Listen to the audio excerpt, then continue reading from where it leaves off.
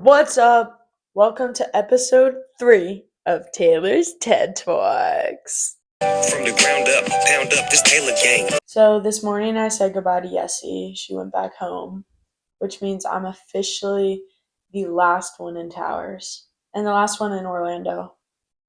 No teammates, no friends, just me and Waffles.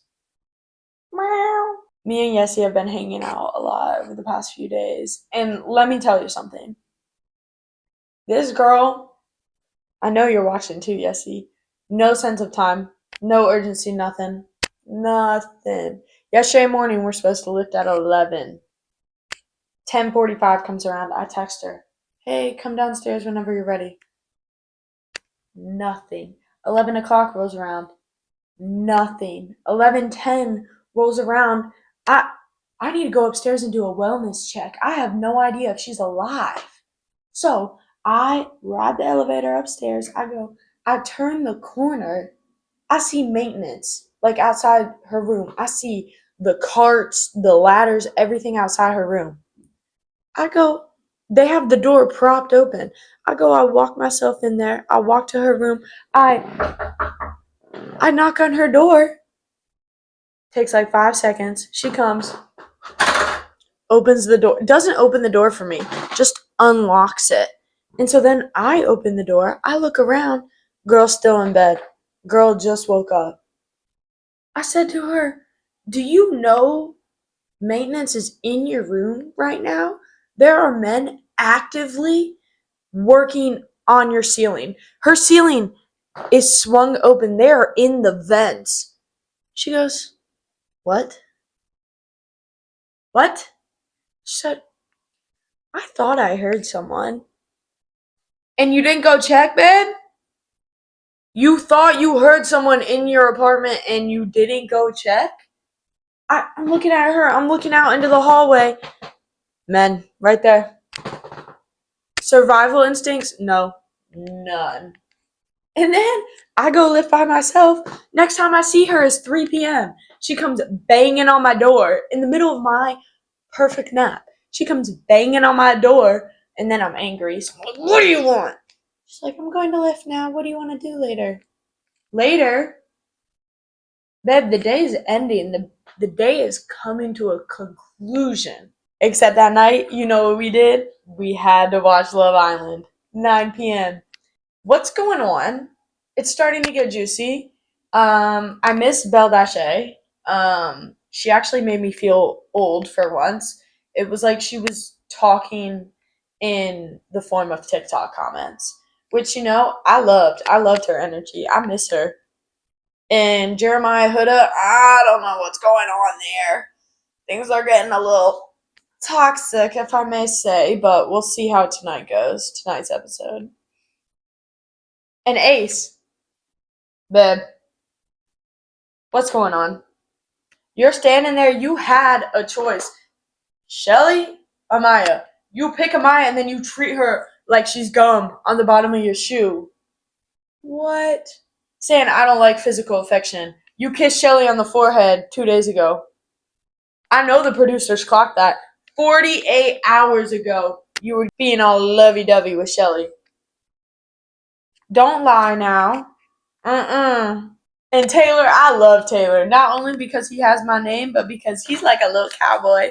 He's a little cowboy full of sunshine. I love him. He's sassy too. I would never last on Love Island.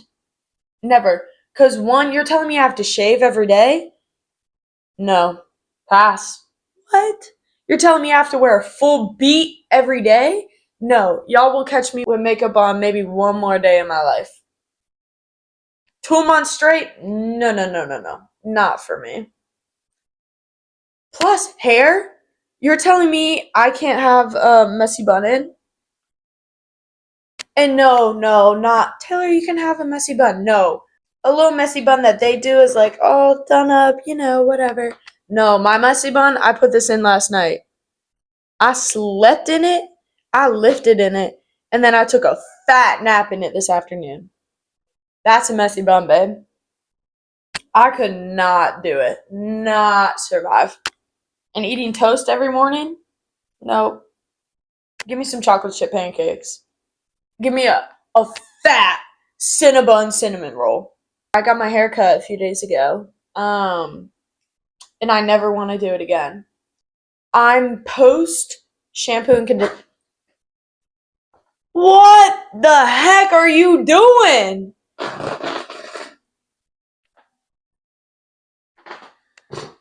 Okay.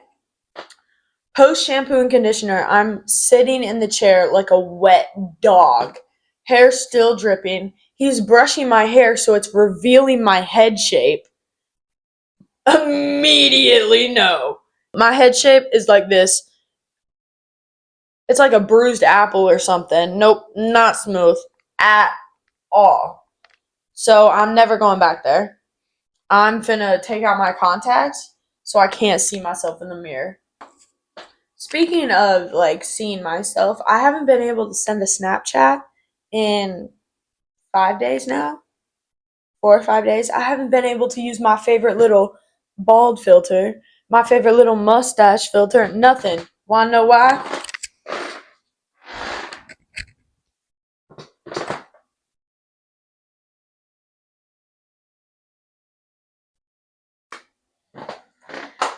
Flip phone. I've been using it for the past 5 days. You may ask why.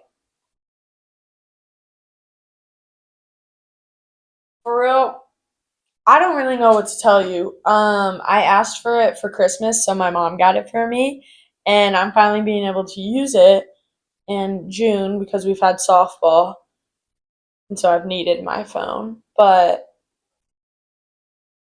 I've finally been able to use it, and I love it. I absolutely love being disconnected.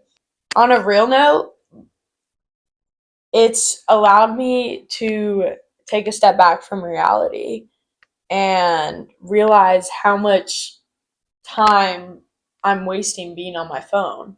We Some people don't understand how much little time we have on earth, and then you cut that in half and you spend half of it scrolling on TikTok.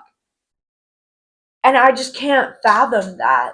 When I have my iPhone, I try my best to like not be on it, but when I'm watching TV, just whip it out, scroll when there's commercials. Like, it's just been ingrained in today's society. And so being able to take a step back, get rid of that, and just use my flip phone has been so healing. It's allowed me to just sit in the quiet moments. Like, I had this whole afternoon, nothing planned, and I could have just scrolled for a few hours and that would have been my day, but instead I wrote, I listened to a podcast, I took a nice nap, and none of that would have happened if I had my phone and I was just consumed with social media. It's like an addiction, it really is, and I don't think enough people talk about that. And I know that like the younger generations, they're even more consumed by it because they're growing up with access to it. I grew up with I didn't have my first phone till 8th grade. Now kids are getting these phones. They're getting the iPhone 15 in 2nd grade. For why? For what? I used to go outside. My mom used to send me out there and say, "Be back home before the streetlights turn on." And that was my childhood. I'd run around the neighborhood, riding my bike, playing football with the neighborhood kids. But that doesn't happen nowadays. They go home, they turn on their iPad, they start scrolling. They turn on their iPhone 15, they start scrolling. Where where's the adventure? Where's the nature? Where's the childhood? I don't know, man. I really have just been working on being present, being where my feet are. And I think this flip phone has allowed me to do that better. My worst fear is running out of time. And I try and be in the moment as much as I can in today's world and during the school year, during softball season, during everything, but there's so many distractions that it takes more effort to be present than it does to just be in today's society. And taking off all that pressure of posting on social media, staying up to date with the trends, Snapchatting, saving streaks, being in contact with everyone, taking that pressure off by taking away my phone has been the best thing that I could have asked for. It's the best thing for me in this point in my life. And I think that's something I want to continue even after I get my phone back. I'm filming this video called The Last Month of Being a Teenager. And I started it right after season ended. And I'm going to finish it when I turn 20 on June 27th. And so having my flip phone is just like one chapter of it. But the whole theme of this video is how time is fleeting. I will never be able to hold time. I'll never be able to hold the weight of the world in my hands because it's constantly just slipping through my fingers. It's constantly running away. I'm constantly being pulled in every single direction that there's no time to just sit. And so using this last month to just sit in my childhood, the nostalgia of growing up, just everything surrounding that, it's really allowed me to figure out who I am. And I'm just so blessed to be able to capture all these moments, all these feelings, all these emotions. Most people get these emotions. Most people get the chance to grow up. Some people, their lives are cut short. They lose time that they thought they had. And I don't want to do that. I don't want to waste my time here because I don't know how much time I have left. I don't know how long my life will be. And so sitting here wasting my days away, not only on technology, but on insignificant things. I'm starting my junior year of college in 2 months, which is a wild thing to say. I I never thought I'd make it here, and here I am. And these last 2 years in college have flown by. I genuinely feel like yesterday was my first day of college.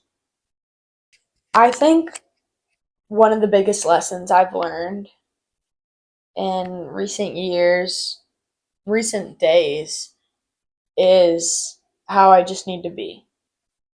It doesn't matter what I have. It doesn't matter that I have friends, I have this campus, I have schooling. My life isn't measured in what I have, it's measured in who I am, what I've accomplished. It's measured in the moments of just being.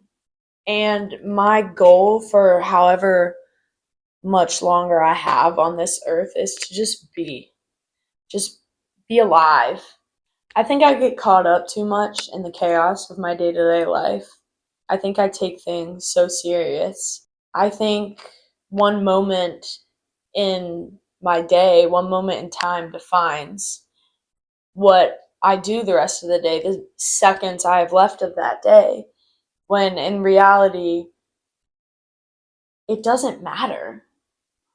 It quite literally doesn't matter because I still will have the minute after that. I'll still have the day after that. I'll still have months, hopefully years left of my life. So dwelling in that one moment won't do any good for me. I'll be in the past. I want to be in the present. I want to be where my feet are. So going into adulthood, going into my 20s, that's who I'm going to be. That got really deep really fast. But I've just been sitting in these thoughts, writing down everything. I think that's all I got for you today, but thanks for coming to episode 3 of Taylor's TED Talks. From the ground up, pound up this Taylor gang.